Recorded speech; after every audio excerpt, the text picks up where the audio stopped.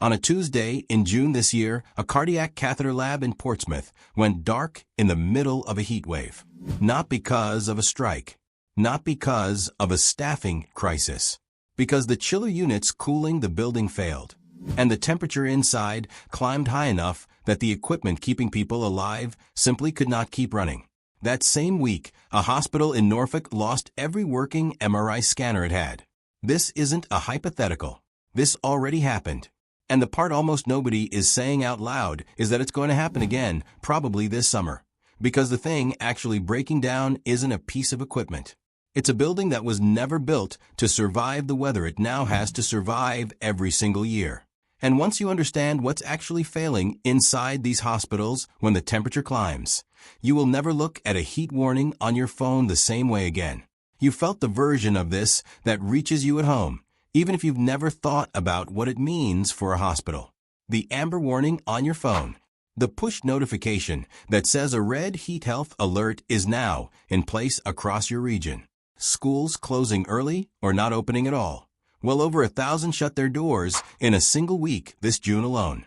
You've probably stopped being surprised by any of it. A hot June used to be unusual. Now it's just June. What you don't see is what's happening on the other side of that same weather, inside the buildings you rely on when something actually goes wrong.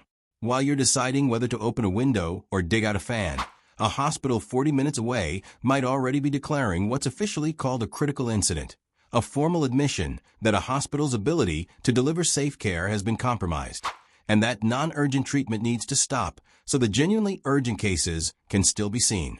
This June, that happened more than once, in more than one region, inside the same fortnight. Portsmouth, Norfolk, Surrey, Southampton. Different hospitals, different trusts, the same underlying cause. So this isn't a story about hot weather being uncomfortable. It's a story about what happens when the institution built to catch you, when everything else fails, turns out to be something the heat can knock over too. Here's what almost nobody explains properly when a hospital declares a critical incident because of the heat. It isn't one failure. It's 3 stacked on top of each other, each one making the next one worse. And every one of them was avoidable decades ago, if the choices had gone differently. First, the buildings themselves were never built for this. Health leaders have said it plainly and repeatedly. Most of the NHS estate in England was designed for a climate that no longer exists. Roughly 9 in 10 NHS buildings are considered ill-equipped to cope with sustained periods of extreme heat. There's an actual formal trigger for this. When the temperature on a ward climbs above 26 degrees, it gets logged as an official overheating incident. In one recent year alone, NHS trusts recorded more than 4,100 of them, across just over 100 trusts. And that was before this year's run of record-breaking Junes. Half of all trusts logged at least one. Most NHS buildings simply don't have air conditioning at all, a gap that reflects years of maintenance backlogs and underinvestment in the physical estate, not a decision that air conditioning was never needed. And in a cruel design irony, many hospital windows are deliberately restricted to only open a few inches, a genuine safety measure, there to stop patients falling or worse, which means the exact rooms holding the most vulnerable patients are also the ones least able to let heat back out once it builds up. Second, the equipment fails at the worst possible moment. Modern hospitals run on machines that are just as heat sensitive as the patients inside them. MRI scanners, cardiac catheter labs, operating theaters, entire electronic health record systems. All of it depends on chiller units and data centers staying within a narrow temperature range. When those chillers fail, the damage cascades fast.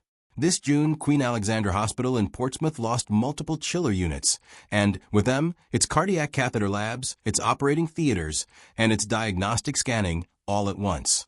Norfolk and Norwich University Hospital was left with no working MRI scanners at all, canceling out patient appointments by the hundred while engineers worked to restore them.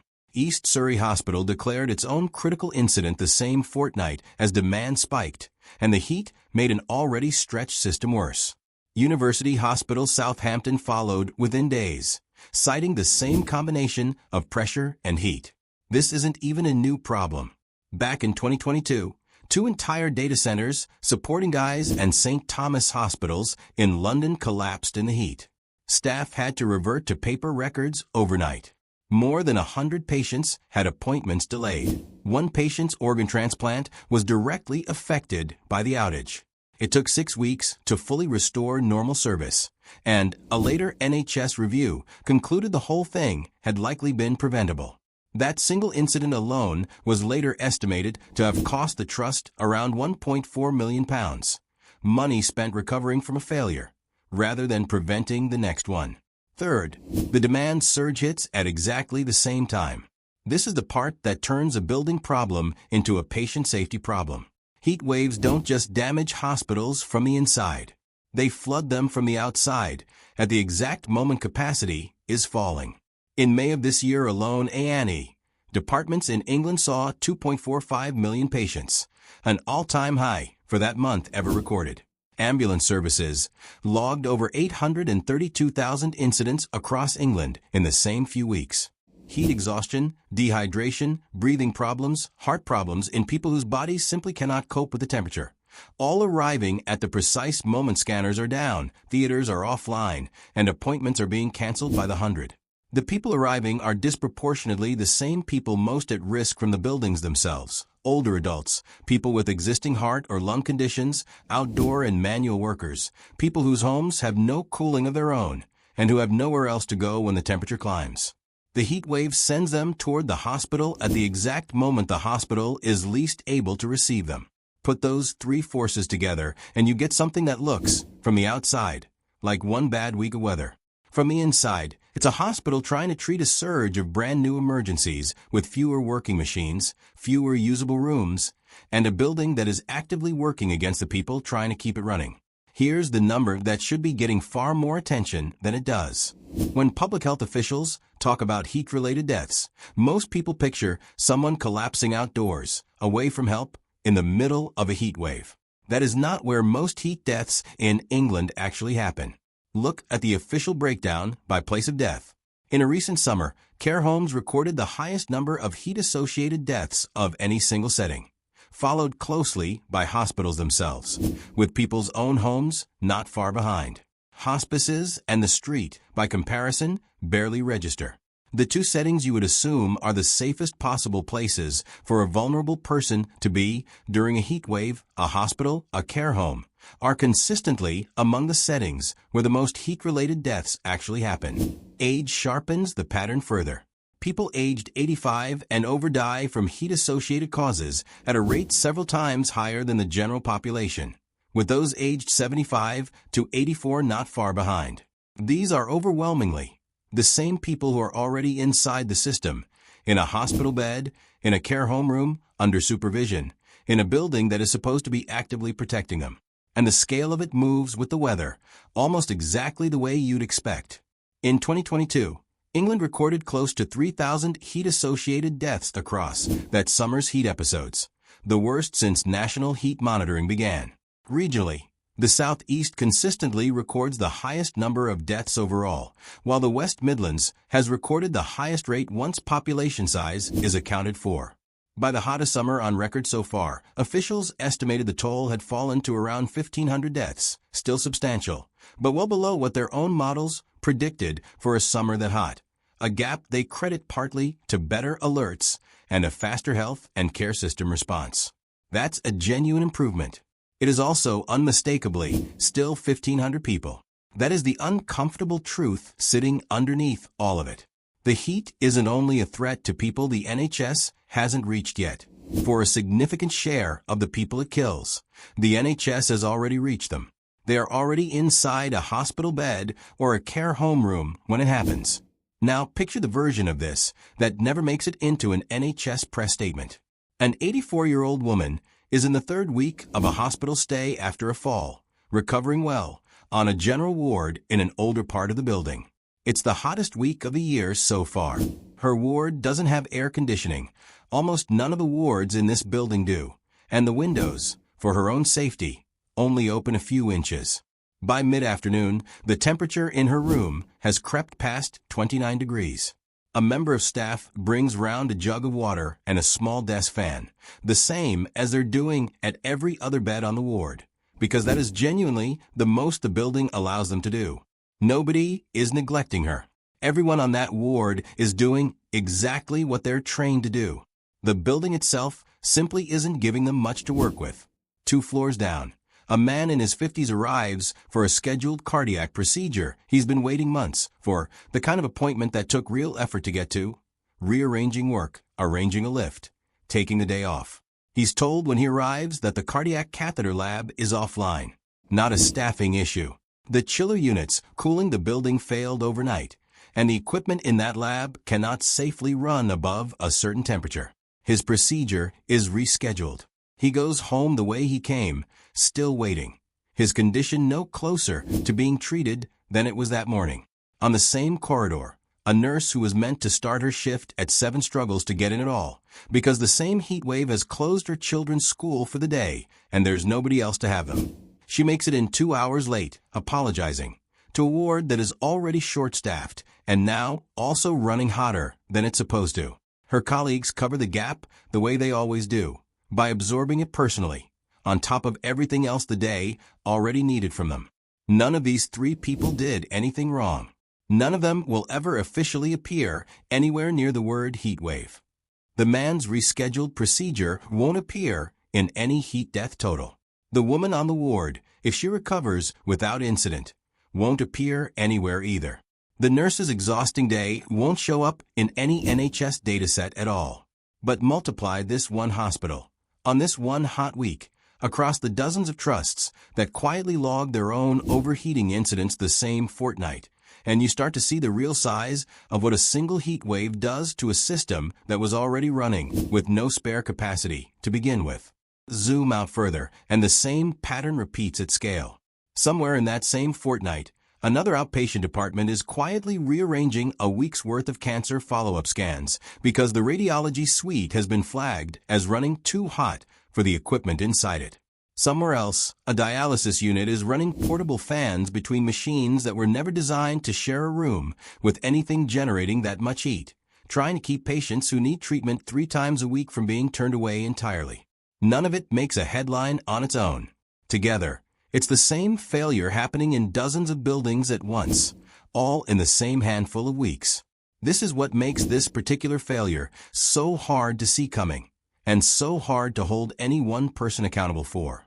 There is no single decision-maker who decided a cardiac patient's procedure should be delayed because of an air conditioning shortfall that has existed for decades. Nobody signed off on an elderly patient sweating through an afternoon in a hospital bed. It's the accumulated effect of thousands of small decisions about where maintenance budgets go, made over a very long stretch of time, all arriving at once on the hottest day of the year. So, who's actually responsible for a hospital breaking down in the heat?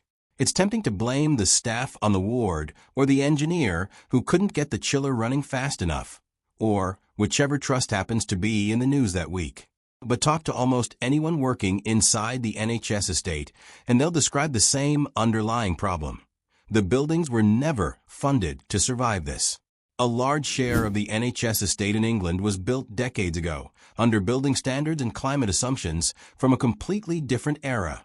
A Britain where a 30-degree day was rare enough to make the news, not a recurring feature of an ordinary June.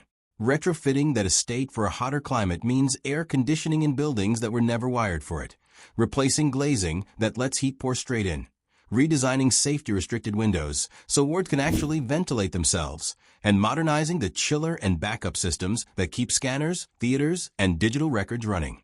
Every one of those is expensive. Every one of those has spent years competing against far more visible, more urgent-sounding priorities, waiting lists, staffing shortages, the next winter crisis, for a maintenance budget that was never sized to cover all of them at once. And it isn't only hospitals. The same underlying problem shows up across the entire public estate. Schools built in the same era, with the same restricted windows and the same lack of cooling, closed by the 100 this June. Over 1,000 in a single week, more than 2,400 across England and Wales, when the full run of hot days is counted. Care homes, often older buildings still, face an almost identical design problem, with an even more heat-vulnerable population inside them. This isn't a story about the NHS uniquely failing to plan ahead. It's a story about an entire generation of British public buildings, hospitals, schools, care homes, built for a climate Britain no longer has, and never systematically upgraded for the one it does. That's the honest version of why hasn't this been fixed? It was never that nobody knew NHS buildings were struggling with heat. Hospital leaders and health think tanks have been saying so publicly for years, in report after report. It's that fixing it competes for the same limited pool of capital against everything else the NHS is under pressure to fix right now. And a building retrofit that prevents a crisis next July has always been easier to defer than a crisis that's already happening this winter.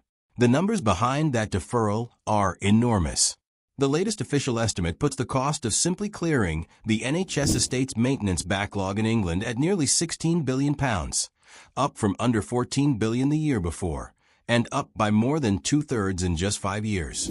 That figure doesn't even cover new investment like air conditioning or climate adaptation. It's just the cost of restoring existing buildings to a basic, safe condition. A separate independent review into the state of the NHS found a capital investment shortfall against comparable countries running into the tens of billions of pounds over the past decade. Money that, had it been spent, could have gone toward exactly this kind of modernization instead of new hospitals being promised and delayed year after year. Heat resilience was never going to win a funding argument against a backlog that size. It has simply been one more item added to a repair bill that keeps growing faster than anyone is paying it down. Meanwhile, the pattern keeps repeating in almost exactly the same shape. A heat wave arrives. A handful of trusts declare critical incidents. Appointments get canceled, engineers scramble to restore chillers and scanners. And within a week or two, normal service resumes, and the story quietly disappears from the news. Until the next heat wave, when the same trusts, or trusts very much like them, do it again. Nobody is covering anything up in this cycle. Nobody is lying about it, but responding to each heat wave as its own isolated emergency, rather than as the predictable result of an aging estate meeting a changing climate, means the underlying problem never actually gets smaller. It just gets rediscovered on schedule every summer. And the summers keep getting less forgiving. 4 of the 5 hottest years in UK records are the last 4 years. The heat wave that hit this June broke temperature records that had barely been set the summer before, with a new high for the month recorded at just over 36 degrees. Every projection from the Met Office and public health researchers points in the same direction. More heat episodes, more frequently, for the rest of this decade at minimum. A building that struggles to cope with one exceptional heat wave a decade is a very different problem to a building that now has to cope with several of them a year, every year, indefinitely. The NHS estate is being asked to absorb a completely different climate to the one it was designed for, on a maintenance budget that was sized for the old one. Here's the uncomfortable truth sitting underneath all of this. The NHS exists on one basic promise, that when something goes wrong with your body, there will be a building and the people and machines inside it, ready to help you, regardless of what the weather is doing outside. For a growing number of days every summer, that promise is being quietly tested by something as simple as a hot week. And, in a real measurable number of cases, it is not holding. The cardiac patient sent home without his procedure. The elderly woman sweating through an afternoon with only a desk fan for relief. The nurse absorbing a colleague's absence on top of an already short-staffed shift. The scan that gets pushed back another few weeks because the machine that would have caught something early overheated on a Tuesday in June. None of them make the news individually. All of them are the actual human cost of a building problem that has been visible, documented, and warned about for years. The question isn't whether British summers are getting hotter. Everyone already knows that. The real question is whether the NHS estate gets treated as the next crisis in waiting that it clearly already is, funded and fixed before it costs someone their treatment, their transplant, or in the worst cases, their life, or whether Britain simply waits for next June to remind everyone all over again, the same way it has every summer for the last 4 years running. What do you think should be fixed first? The buildings, the funding, or something else entirely? Tell me below. I read every comment.